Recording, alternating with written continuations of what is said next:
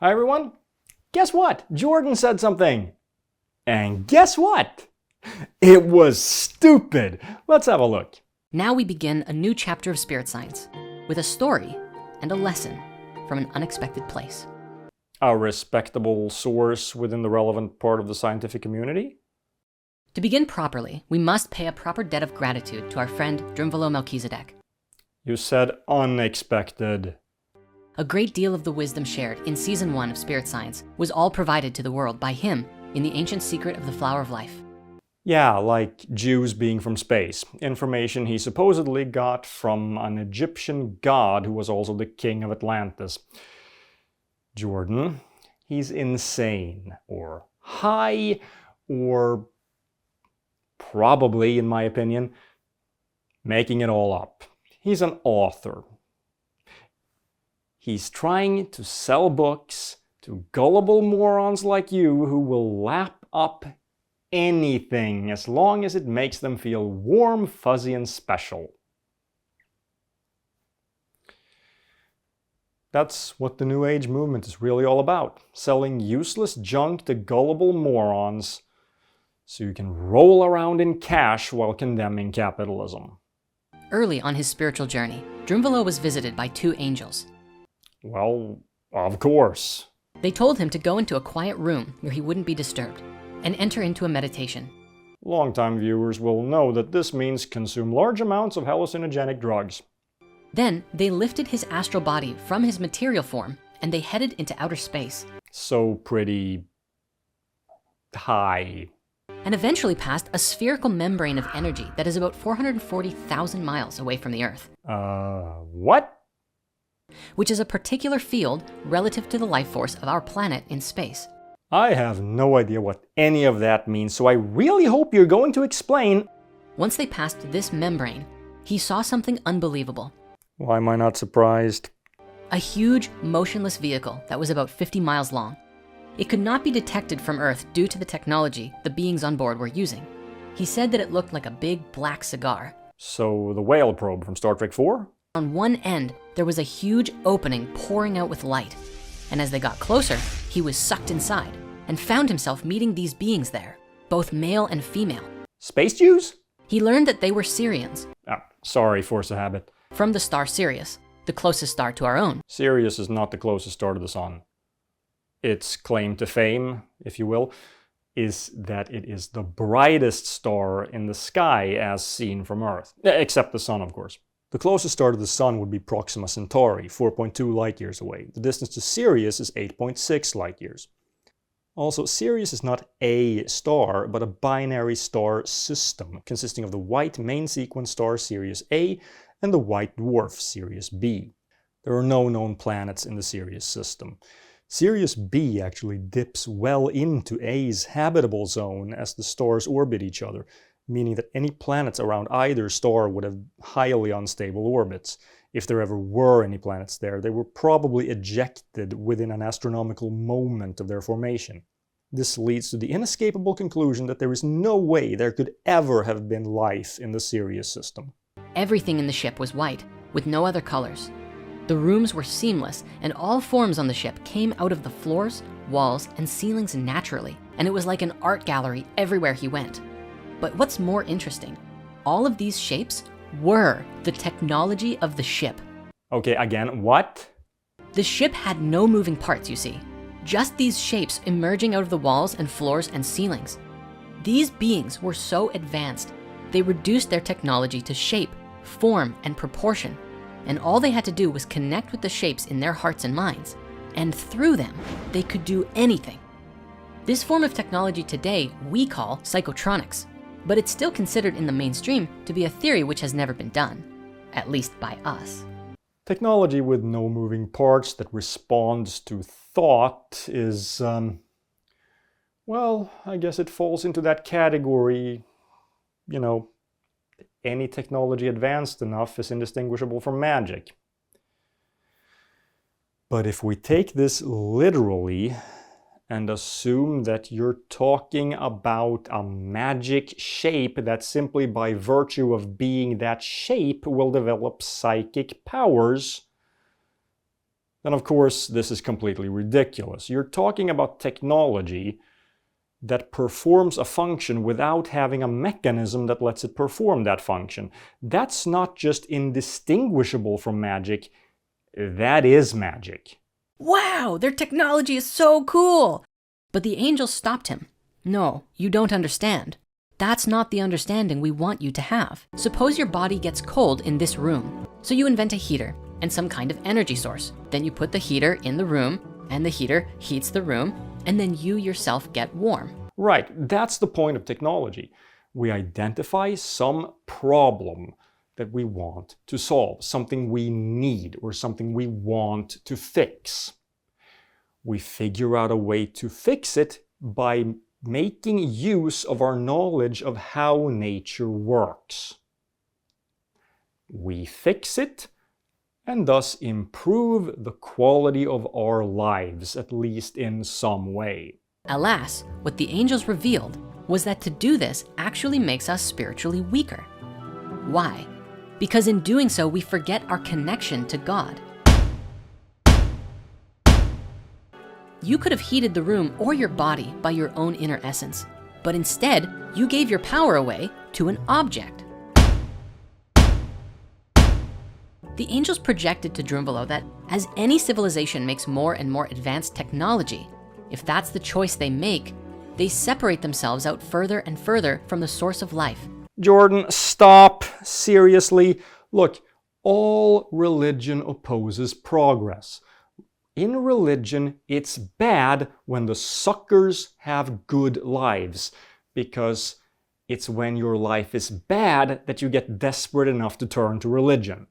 New Age is no exception to this rule. And actually become weaker spiritually because they become addicted to their technology. They need it in order to survive. What is spiritual strength and why would I want it? Yeah, I know. I'm so spiritually weak, I don't even know what spiritual strength is. Right, so enlighten me. Explain it to me. Simple question. What abilities are unlocked by spiritual strength, and of what practical use are they? To me, talking about spiritual strength is like talking about raising your frequency. I'm sure it sounds good to idiots, you'd know, but to me it means absolutely nothing. The bottom line from his experience, he said, was that the angels wanted him to focus less on technology and concentrate on pure consciousness as a way to remember God. Yes, we do become dependent on it. That's true. This is both good and bad. Your example of people being addicted to social media is a good example of something that's bad with it. That's bad. But it's clear that the good outweighs the bad. That's good. I've already been over this with you in an earlier video. Without technology, specifically modern farming methods and vaccines, the human population couldn't grow the way it has in the past century or so. Now, it's not because people didn't reproduce in as vast numbers as before. In fact, people used to have more kids. It's because a lot of those kids died before reaching adulthood, and people had to have more kids so that at least some of them would survive. That's bad. Childhood mortality is so low today because of technology that it doesn't exist in what we in the developed world think of as normal human experience. That's good. I think a world in which kids live to reach adulthood is a better world than the one you clearly want us to go back to. A world where we live close to nature, or whatever you want to call it. Nature is not good. Nature is completely indifferent. Get that through your head, Jordan. It shouldn't be hard. There's nothing in there blocking the way. After this, the angels disappeared back into the higher dimensions of his own body of consciousness. He then got up and left his room. While he knew he was up in space for 3 days, he also rationalized that perhaps in worldly time, he was probably gone only a few hours. But when he saw his family and friends, they were completely pale. He asked, "What's wrong?" And they said, "You've been sitting in meditation for 3 days. We were about to call the hospital." Then he should be dead from dehydration, or at least close to it. He would need immediate medical attention, or a coroner. He should not be walking around feeling fine surprised that everyone seems worried about him. This is obviously a complete lie. Now, this lesson from the angels is something that we can corroborate with a lot of human wisdom. There are masters described who are able to teleport, as well as appear to their students in different cities at the same time through their mastery over their energetic field and their body of consciousness. Where? Please cite your peer-reviewed scientific source describing any of these things being done under controlled conditions. You can't. It doesn't matter how much you want to believe in magic. It's not real. These fairy tales don't corroborate anything. In a very funny story, when he was young, Yogananda met and challenged a yogi he called the Perfume Saint, who through many years of intense devotional meditation manifested the ability to generate any scent with his hands. No, that's a lie. What you're describing is physically impossible. You would understand this if you knew what a scent was, which you clearly don't. It's chemicals being picked up by the nose. He's not emitting those chemicals, ergo he is not emitting the scent. It's impossible. It's that simple. It's made up. And many years later, Yogananda discovered how this work was done. He said that the different sensory stimuli to which a person reacts, touch, sight, smell, sound, and taste, are produced by vibratory variations in electrons and protons. No, that doesn't even mean anything. The vibrations in turn are regulated by prana, or life force energy, which on a scientific level are known as Lifetrons. No, that's not a term used in science. This crackpot just made it up. Subtle life forces, or finer than atomic energies, intelligently charged with 5 distinctive sensory idea substances. Is that word salad supposed to mean something, or do you have aphasia? Now, Autobiography of a Yogi is filled with stories like this, demonstrating the power of God within reality. No asserting. Nothing is demonstrated. And I want to share more of these stories, but for today's episode, I think in addition to these 2 stories that we've shared so far, we would be remiss if we didn't actually look at Yeshua here, who is commonly known today as Jesus Christ. Well, of course, because clearly we haven't gotten to the stupid part yet.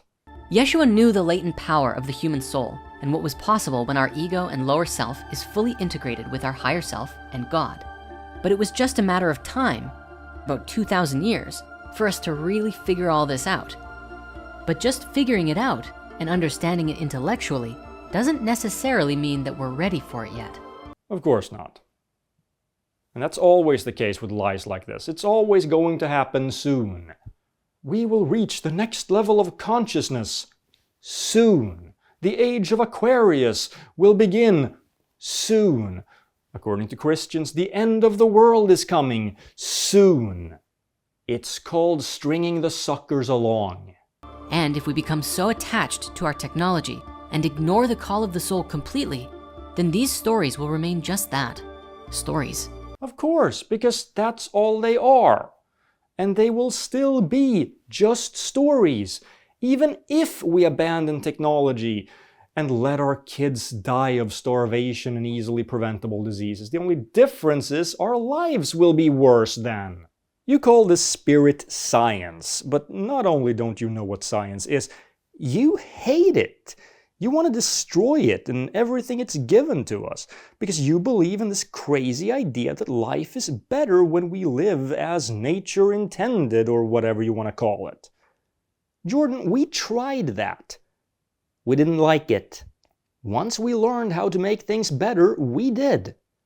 This idea that the world around us has our best interests at heart and we're just ruining it by messing with it is just plain insane. Nature doesn't care about our well-being. It can't. It's not a being with thoughts and feelings. We are. We care about our well-being. Well, some of us. Jordan, you really need to learn some scientific thinking. And you can actually take a course in scientific thinking at brilliant.org. That's right, this video is sponsored by brilliant.org, where you can take online courses in math and science-related topics, from basic to advanced level. Students, professionals, lifelong learners, there's something there for everyone who wants to learn new skills, whether for their personal or professional lives. Something I absolutely love about Brilliant is that the courses feature interactive exercises. Doing exercises really is the best way to learn, and I say that as a professional educator. Another thing I love is that you can take the courses at your own pace. You don't have to worry about finding time in your busy schedule. The lessons are there whenever you can spare a few minutes. Click the link below, brilliant.org/Martymer81 to get started on your free 30-day trial period today. The first 200 to sign up using the link will get a 20% discount on their annual fee. Thank you for watching. See ya.